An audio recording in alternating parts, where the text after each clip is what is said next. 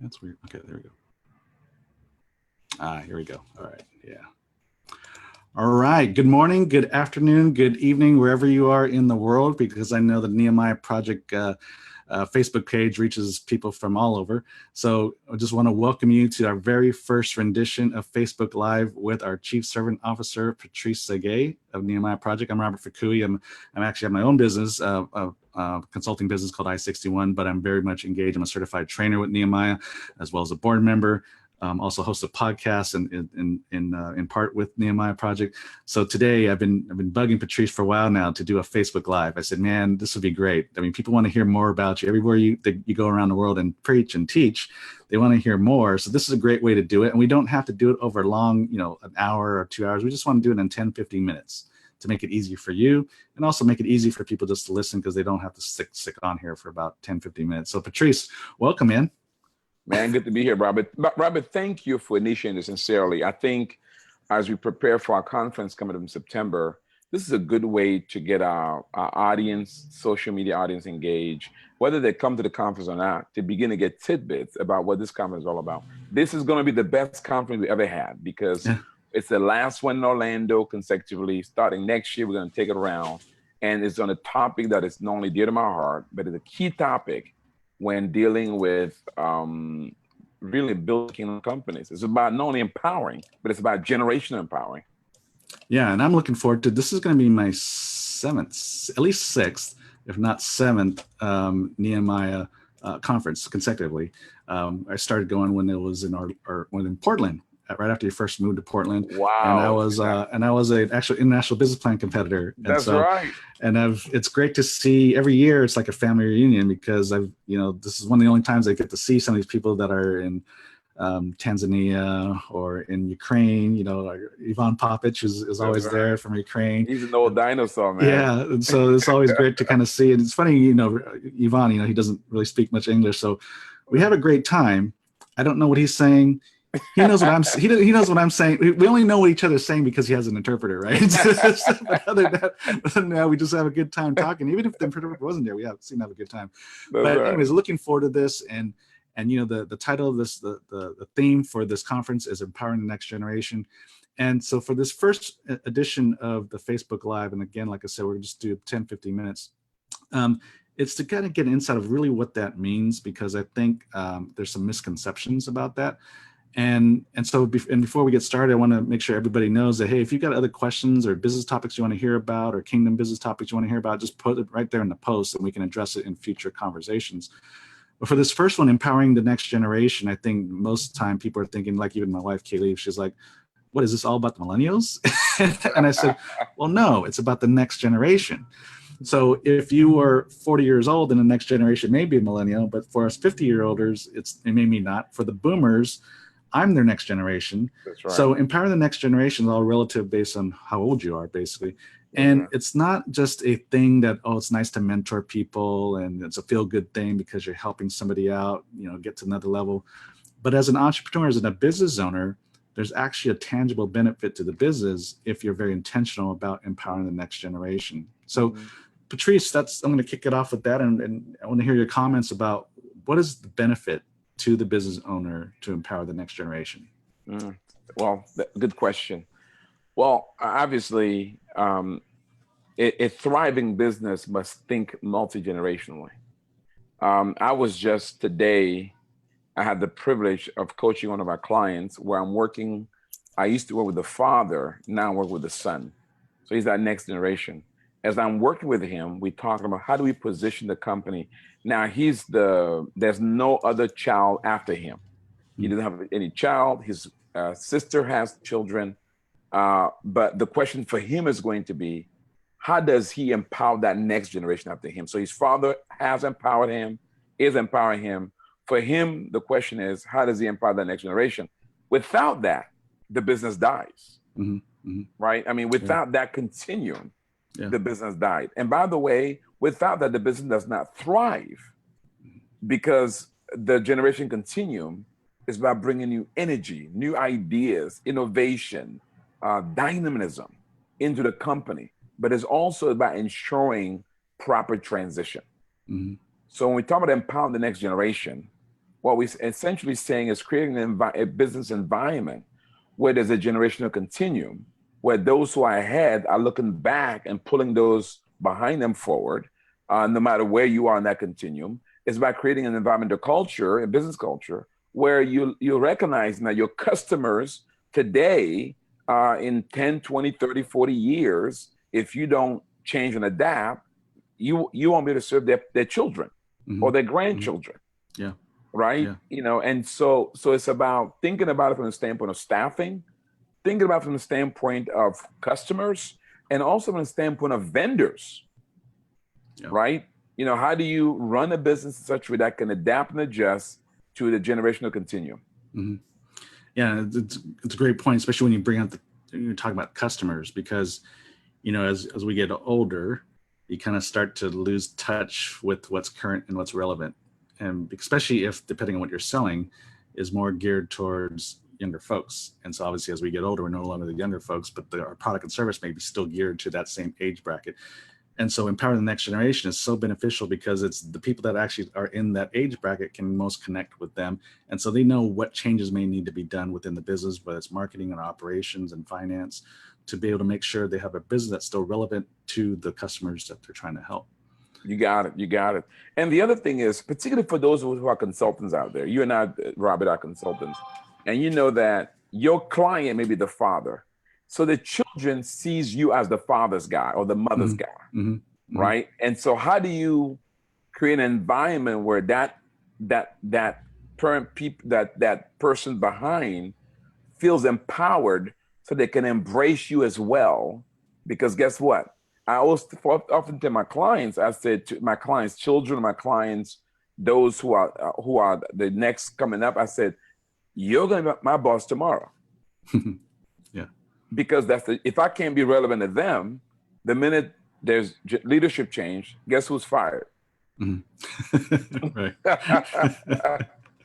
Yeah.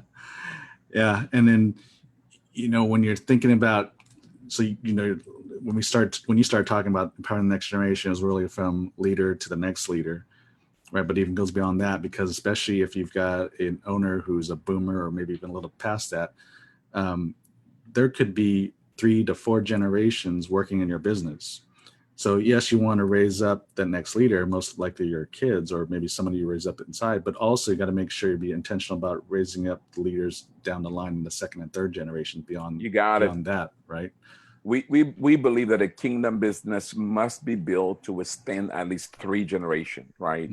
Abraham, Isaac, and Jacob. A righteous man is an inheritance for his children's children. So it's about that 3 generations. So how do you create a business environment where 3 generations can coexist, and thrive together, right? Aligning those dynamic, those differences. I mean, my children now call me old. Can you believe that? I mean, don't tell them my age then. I know I'm always the youngest person there. And so I'm saying, okay, what do I do that makes you think I'm old, right?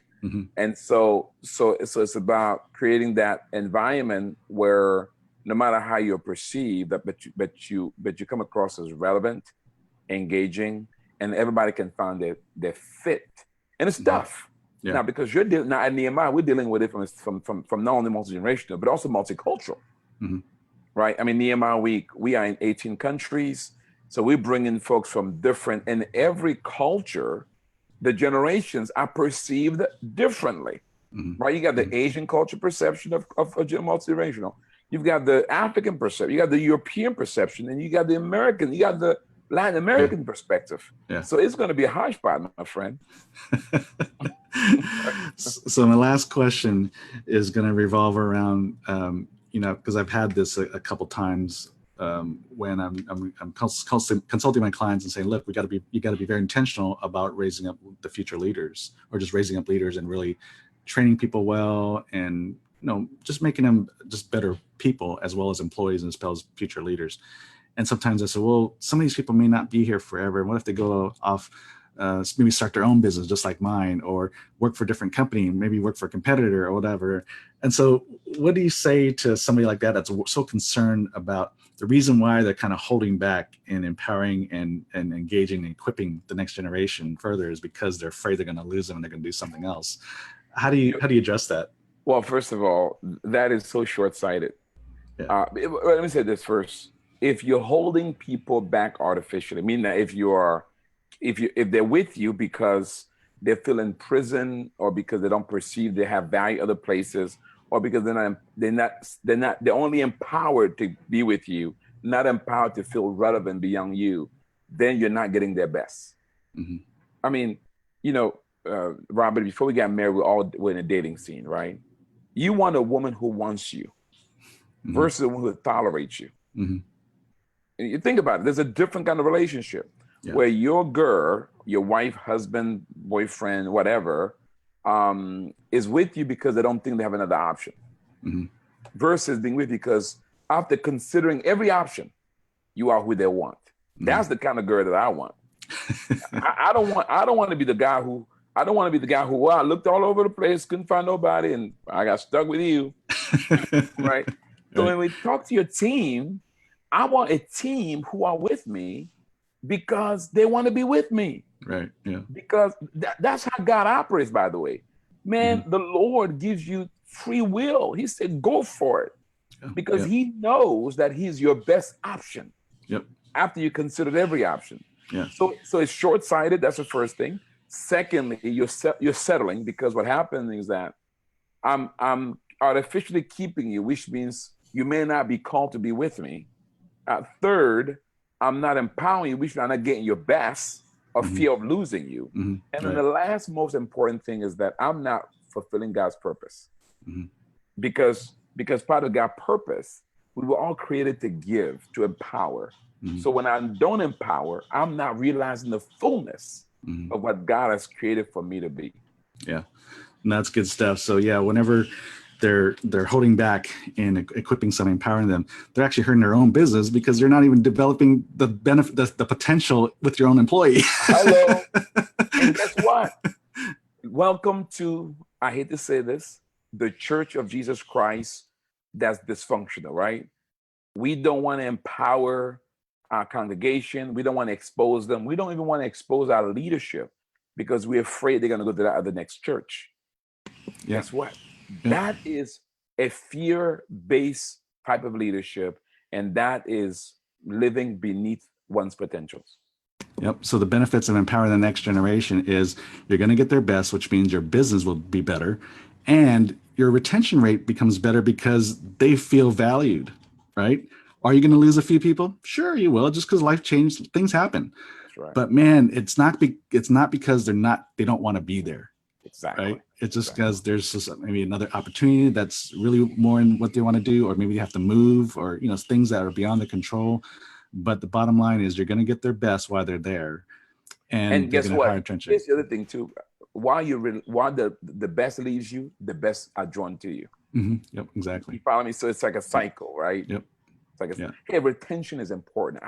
I get it, but artificial retention is not retention at all. Absolutely.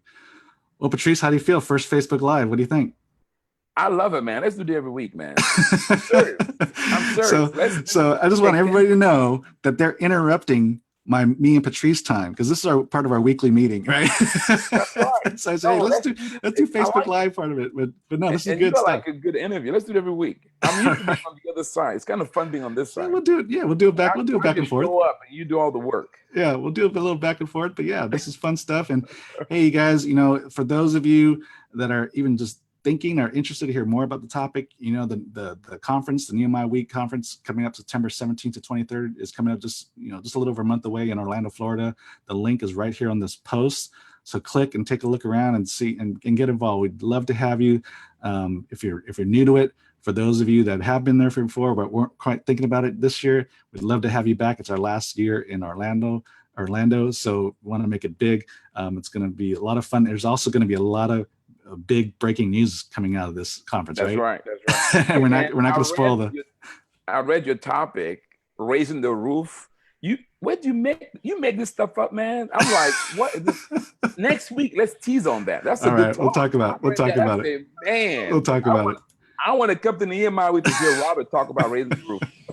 All right. We'll talk about that next week. We'll do a little teaser. Yes, All right, sir. everyone. Hey, thanks for joining us. Spread the word. Go ahead and share this. But I hope you enjoyed this. Again, if you want to hear more of any kind of topic or more about this one, just go ahead and put it in the comment section. We would love to explore more with you guys. So everyone, until next week, God bless and have a great, productive rest of the week. God bless everyone. Bye-bye.